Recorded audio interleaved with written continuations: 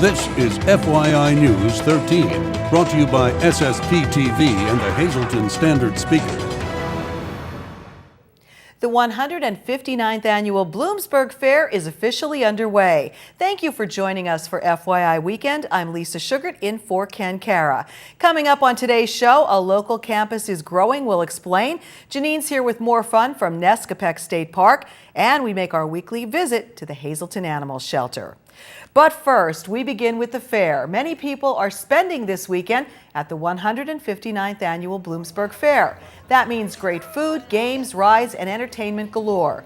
New this year, strawberry shortcake in a cone, deep-fried buffalo chicken cheese balls, along with all of your fair food favorites.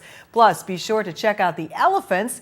And also new, as we showed you on Friday on FYI, an artist is working on a mural depicting the fair, including the 2011 flood, which forced the cancellation of the fair that year. And in case you haven't heard, the Tommy Guns Band will take to the main stage tomorrow night, Sunday night at 7:30. Based out of Scranton, the Tommy Guns Band is an exciting modern country band touring the East Coast. The free concert was added after the Duck Dynasty duo canceled due to a scheduling conflict. Don't miss this fabulous concert for free. The Bloomsburg Fair runs through next Saturday, September 27th.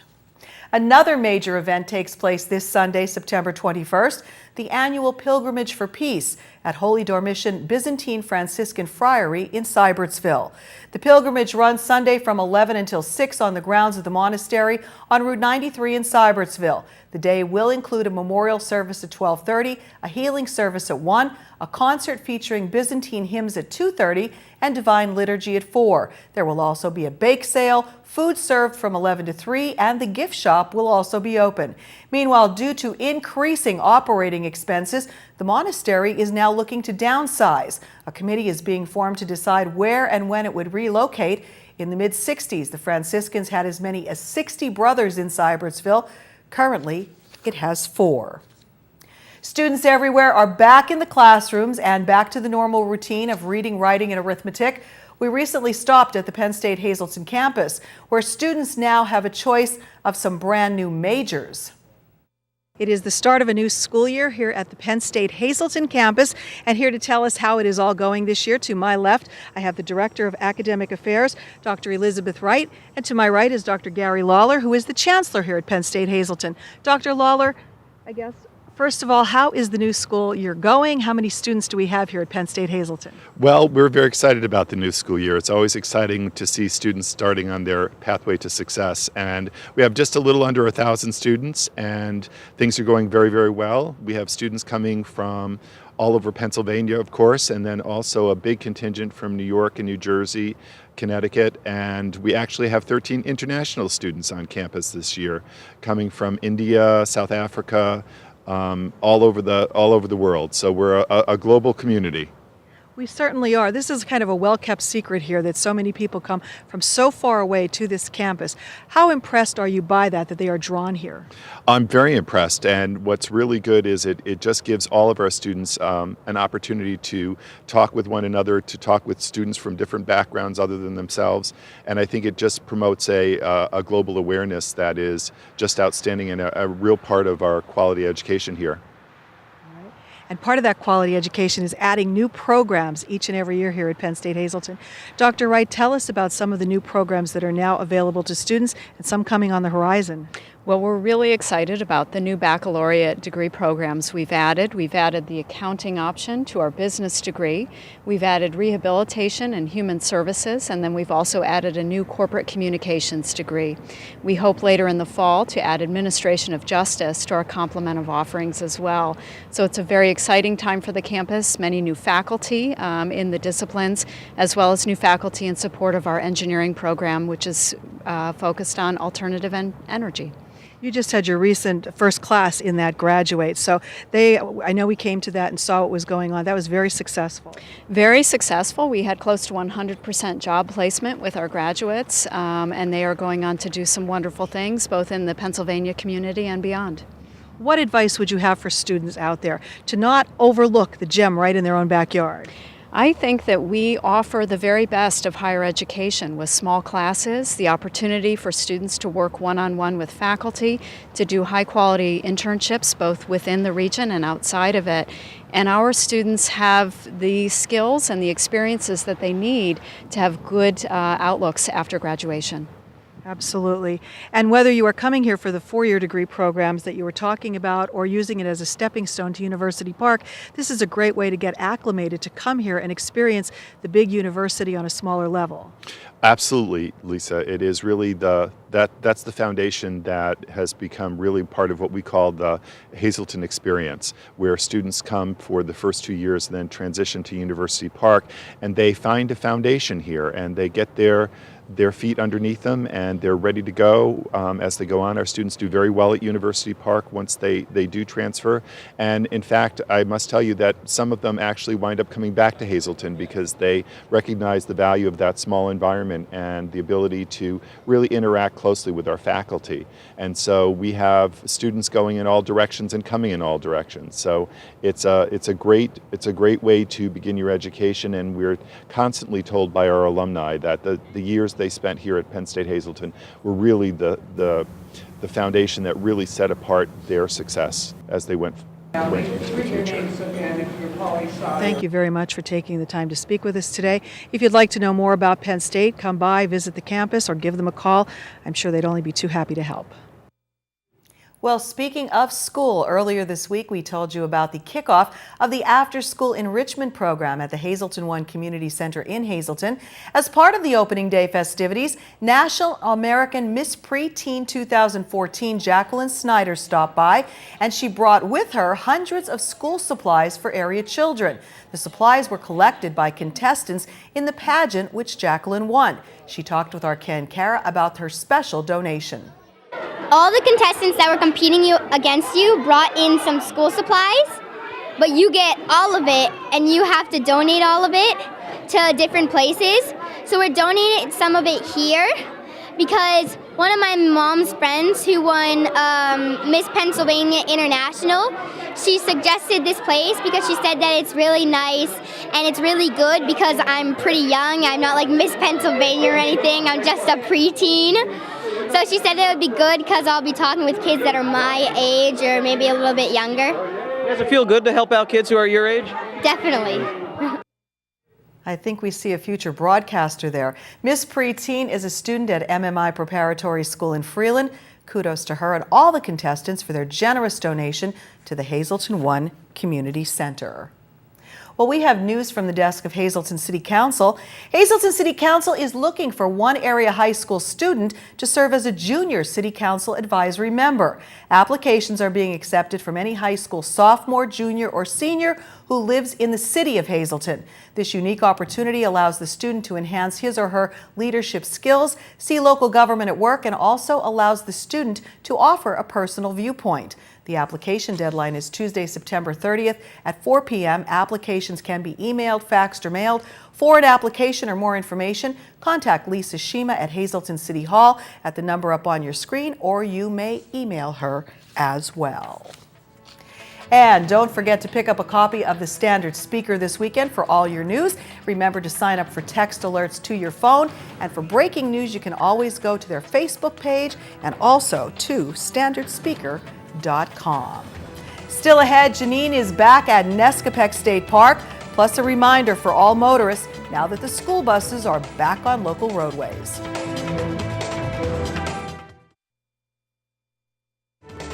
This is FYI News 13, brought to you by SSPTV and the Hazleton Standard Speaker.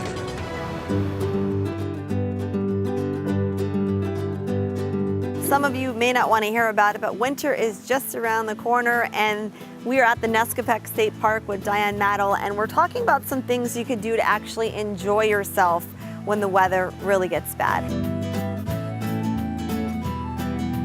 Your state park is here year-round. All you need to do is bundle up, be prepared for the weather, and come on out and get some exercise and enjoy nature. There are a lot of things that are right here that even I didn't know about. You said we could go ice fishing here. right? Yes, in the wintertime, the park is available for ice fishing. People like to go snowshoeing or cross-country skiing. We also offer a free loaner program for snowshoeing and cross-country skis. So you can just come to the park, leave your driver's license, and take the skis out and hike the trails, and we'll show you how to use them, that kind of thing. So it's a fun way to get out and enjoy the state park and get some exercise, get some fresh air. All those great things. Now, is there someone here that can actually show you the ice fishing, or is that just you're able to use the property? You're able to use the property and Lake Francis as long as you have your valid fishing license. We often do offer ice fishing programs for the family with the Fish and Boat Commission, so we might have one of those available so we can teach you how to actually ice fish if you don't know how to already. All right, you have a big event coming up later in the months. Yeah, and early February, first Saturday in February is our annual winter festival here at the park, where we have a one-day event where we show people how to ice fish on that day. We actually do an ice rescue where we put someone in Lake Francis where it's icy cold and show the proper techniques on how to get out. We have sled dogs demonstrations that day, a guided bird walk, a guided animal hike usually, and some activities for kids first in the snow, that sort of thing. So it's a great event, and hopefully we'll have snow and good weather for our winter fest. At Nescopeck State Park, they're hoping for snow here. It's the first I heard that. But thanks for joining us. Again, we want you to enjoy the great outdoors. For any more information, you could check out the website, right? Yes, www.visitpaparks.com, and you can click on our calendar of events for Nescopeck State Park. Something going on all year round for everyone here in northeastern Pennsylvania.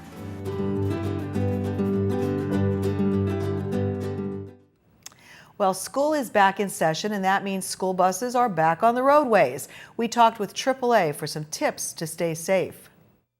A very familiar sight is back on our roadways, school buses, as most of the schools are now officially in session in our area. And here to give us some very important and possibly life-saving information is Jenny Robinson, who is the manager of Public and Government Affairs with AAA's Mid-Atlantic region. So we see those bright yellow buses, but yellow is a sign of caution, and that's what we need when it comes to our children being on these buses.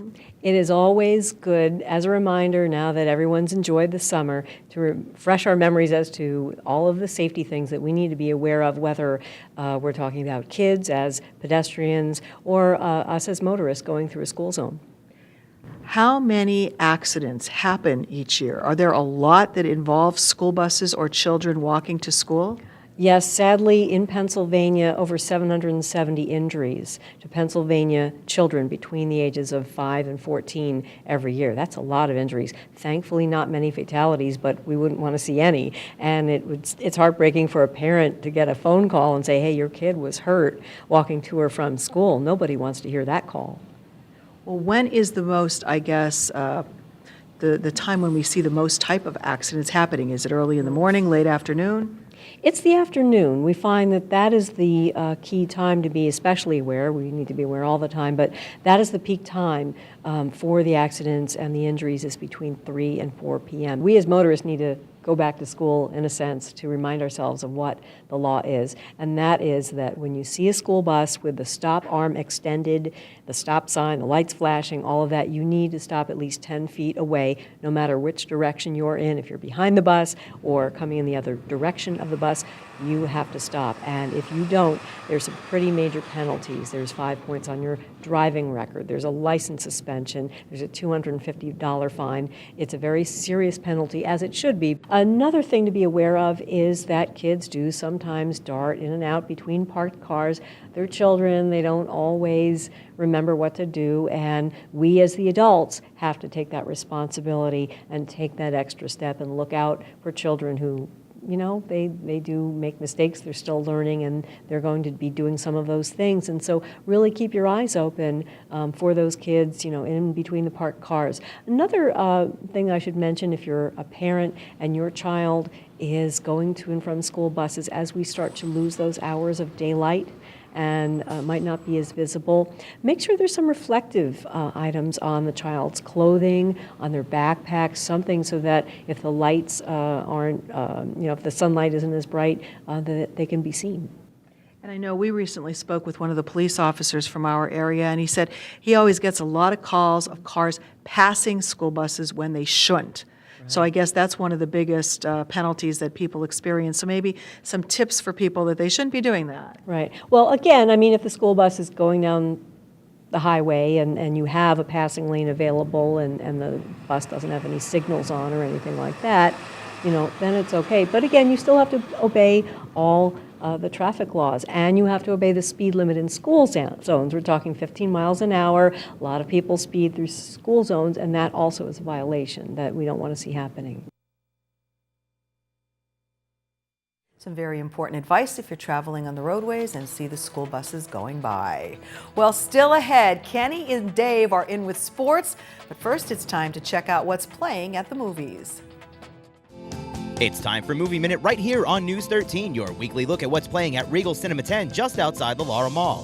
3 new releases this weekend. First, A Walk Among the Tombstones rated R. Based on the best-selling series of mystery novels, Liam Neeson stars as an ex-New York Police Department cop who now works as an unlicensed private investigator.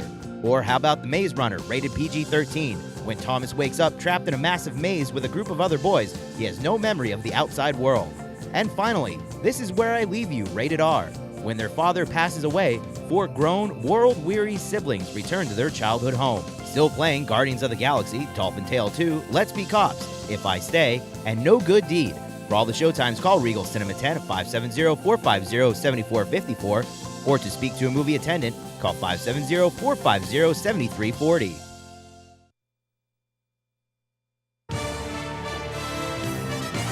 This is FYI News 13 Sports. The Hazleton Area Sports Hall of Fame will hold their yearly induction celebration ceremony on Sunday night at Genetti's in the Hazleton area. And here to talk with us about it is the editor of the Standard Speaker, the sports editor at the Standard Speaker, Dave Seaman, and also on the board for the Hazleton Area Sports Hall of Fame. And Dave's done a great job compiling information on everyone being inducted into the Hall of Fame this year, including the 1974-75 Bishop Hafey Viking boys basketball team. Dave, really interesting article, I thought. One of the most interesting points was that the team received hate mail from some of the fans of the other team because of the length of their hair. This was a dominating basketball team in the Cole region. Yes, it was one of the best teams ever to come out of the Hazleton area. I was a young 8, 9-year-old, and when my father took me to some of those games, and there was always a different high score. They had a legitimate star in Larry Sock, who ended up playing at Villanova. They had a 6'7" center in Larry Krasansky, who was a force inside. Neil Tranguch was a fabulous role player, a great rebounder, steady player, and they had 2 outstanding guards, and Joe Petrus and Rick Marshall, who distributed the ball, and the glue that held it all together was head coach Cy Fulton, who did a fantastic job, and they took the area on, the Vikings took the area on a great joyride that season. It was a fun team to watch, and probably the best team, if not the best team in Bishop Hafey history. Now, Dave, you did profiles on everyone being inducted into the class this year, and one person I wanted to talk about, Jane Dunn, you were talking to me about when we were off camera, kind of a pioneer for girls basketball and other sports in this area. She was for women's sports, female sports. There really wasn't many opportunities for the females as far as athletics are concerned. She was the one that was the first girls basketball coach. She coached other sports at Hazleton High School, and she got girls interested in sports again. Before, there was no publicity for girls' sports at that time. There was no chances for them to further their education if they wanted a scholarship or whatever. And she was the one that made it happen, and she said a lot. I think her honor is long overdue. I think she deserves to be there in a rightful place. And it's interesting when you see she coached girls basketball and cheerleading, and now such successful programs at Hazleton area girls basketball and cheerleading. And now the United States Golf Little League, they will receive the Ray Saul Award. We'll talk a little bit more about the USGLL, but first let's talk about the Ray Saul Award and what they'll be receiving. They'll be receiving a cash award each year. The hall board gets together and decides to distribute reward a local youth sports organization for what they do for the area, and there's always a lot of good candidates for that award. This year we decided to give it to the United States Golf Little League, the Hazleton chapter, and in their short time since 2010, they've really increased their numbers, and they're a tremendous asset to the area, kids learning the game of golf. And we just did a story recently, Dave, with the Hazelton area golf team. They've building up success there with John Provost from the United States Golf Little League as their coach. And it's interesting because a few of the kids who are now playing there started in the USGLL, so you're starting to see the effects of that up at the high school level as well. Dave, being so passionate about local sports, how great is the Hazelton Area Sports Hall of Fame? I mean, for people out there to recognize maybe the people who contributed to sports that don't get a ton of attention maybe in the media all the time. I think it's fantastic. I think this, for a long time, this area has been a hotbed for sports. And people like you and me, we've watched sports growing up, and now we follow them. We do it for a profession. And to see these people now, and there's so much respect they have for the game and the community. And like we've talked about in the past, how much they've contributed to society too. And they're just good people. And you don't find. I'm just under the belief that people who are involved in sports are just good people. They're committed to their time. They're committed to their teams. They're very dedicated. And what's not to like about that? It's the weekend, and I love sitting at a high top, ordering some delicious apps and having a few beverages with my friends at Bottlenecks, where they have an awesome atmosphere with awesome food.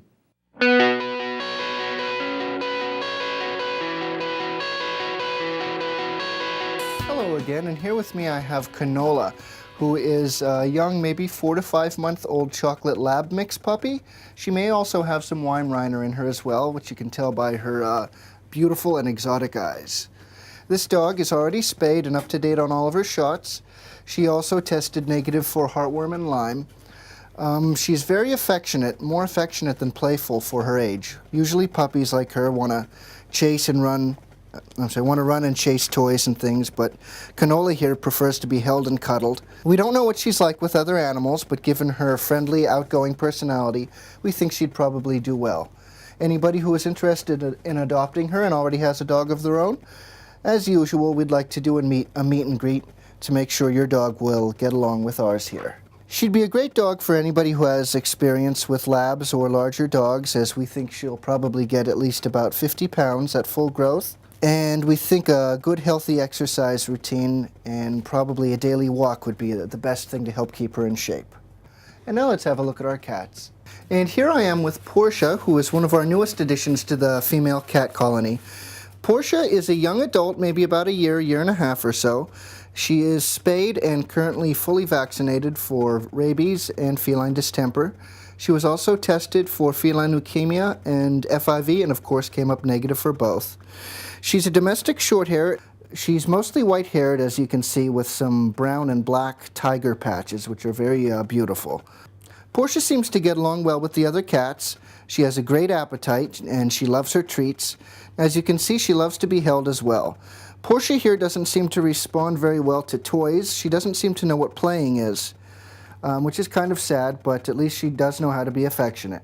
Portia is very friendly and would probably do very well in a home with other cats, seeing as how she does okay with her neighbors here in the female colony.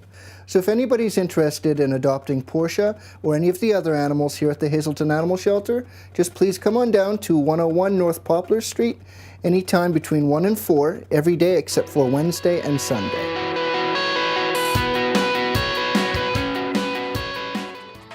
That will do it for FYI Weekend. We will see you back here on Monday.